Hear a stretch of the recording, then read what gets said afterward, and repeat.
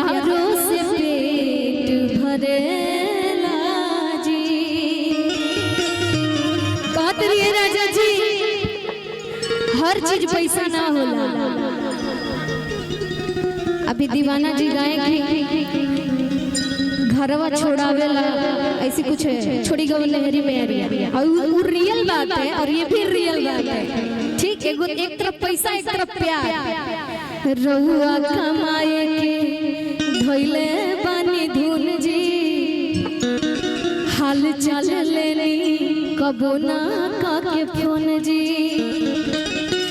कइले बानी आज का बीत गइले डेट पडेट बढ़ेला जी।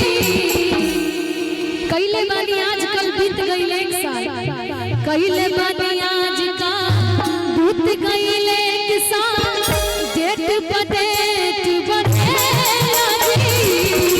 पैसे नहा सब कुछ बदल प्यारों से पेट भरेला जी।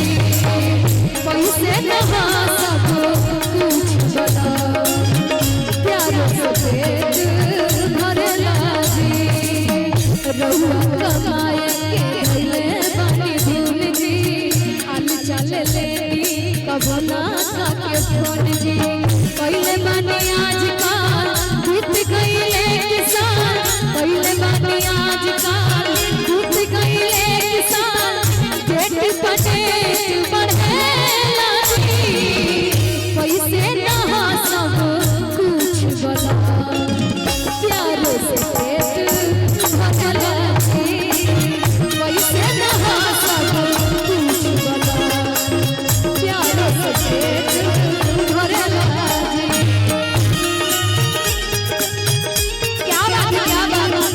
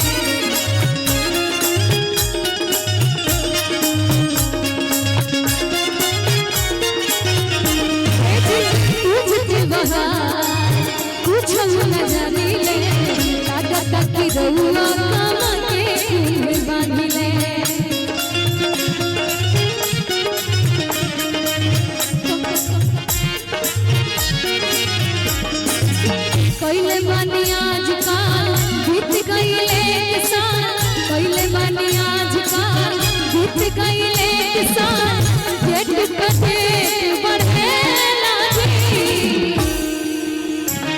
पैसे नहा सब कुछ बदल प्यारों से पेट भरेला जी। भैया तनी एफ लगा दे। अब हम अपन ओरिजिनल स्केल में आवे के कभी से लो में गाओ तने। कोई कोई ऐसा गाना होला कि स्केले पे देखे के पड़ेला। सब कुछ पैसा ना प्यार है, इसे कहत नहीं अपन मेहरारू से भी उतने लोग प्यार करम जा ताकि उनका दिल न टूटे।